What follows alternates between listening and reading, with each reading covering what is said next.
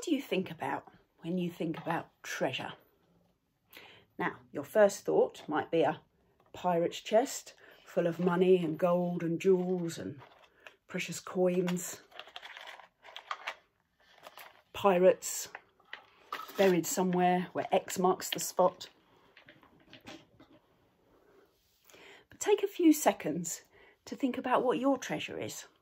What do you treasure most in your life? Things that you treasure. For me, I treasure my wedding rings. They're very special to me. I treasure my photo albums. Got lots of these. Pictures of the family, the children when they were little.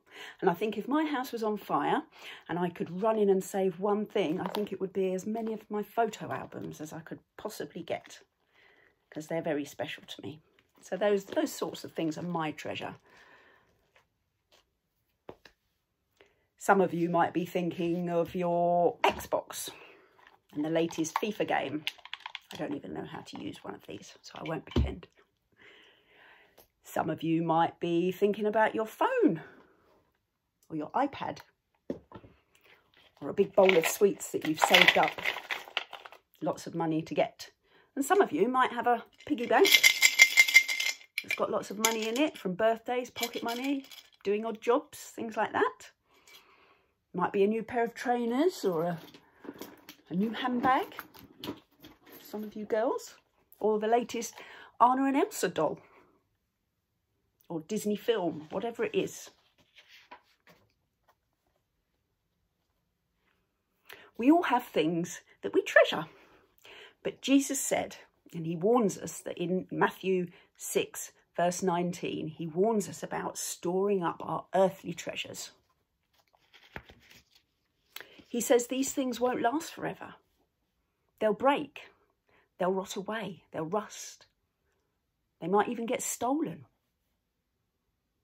They won't last forever. So this phone, iPhone 6, the latest thing, you might a couple of years ago have really wanted an iPhone 6 because it was the latest thing in technology. And today it doesn't work. There's something better out there. There's the iPhone 11 XR that does so much more, and the camera's so much better. And the iPad that was great and you played all your favourite games on now won't download any more games. It doesn't last forever, and we always need something else to fill it. The FIFA 2020 game that you wanted so you could make up all your teams. Next year there'll be a FIFA 2021 that everybody will want. And the big bowl of sweets that you wanted have been eaten. And you haven't got them anymore. These things don't last forever. So Jesus says, instead, store up your treasures in heaven. They won't be destroyed. They won't be stolen. They won't rot away and rust. They'll last forever. Now, what does that mean? And how do we do that? What are treasures in heaven? Well, I've got my heavenly piggy bank. So like you might have a piggy bank that's got all your coins in and notes, if you're lucky, to save up for the things you're saving. We've got a heavenly piggy bank too. You see his halo? And we're storing up for heaven. So this is my heavenly piggy bank. And we can put things in that are pleasing to God. So the sorts of things that are pleasing to God, I've got some coins here. So these are my coins that I'm going to store up in my heavenly piggy bank. So giving to the poor could be one. Sharing our toys and sweets.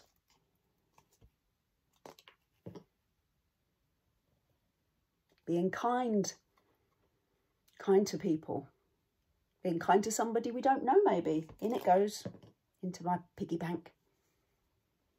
Forgiving people. Helping people. All these things are being stored up in our heavenly piggy bank. There are treasures in heaven. Saying sorry.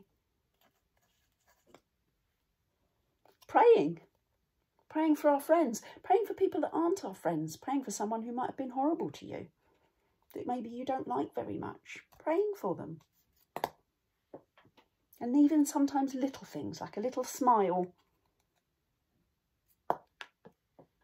These are all things that please God, and these are all treasures in heaven.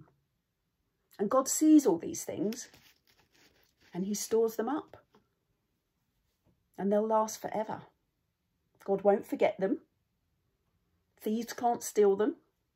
They won't rust and rot away and break, like your new Anna and Elsa doll. The leg fell off, or the controller doesn't work anymore on your Xbox. These things last forever.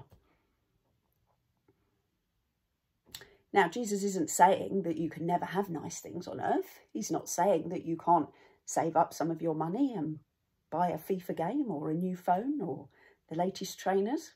He wants you to enjoy things on earth. He blesses us with lots of lovely things. But he doesn't want that to be your main focus. Oh, what can I get next? And oh, I need this and I need that. And not think about doing the things that please him.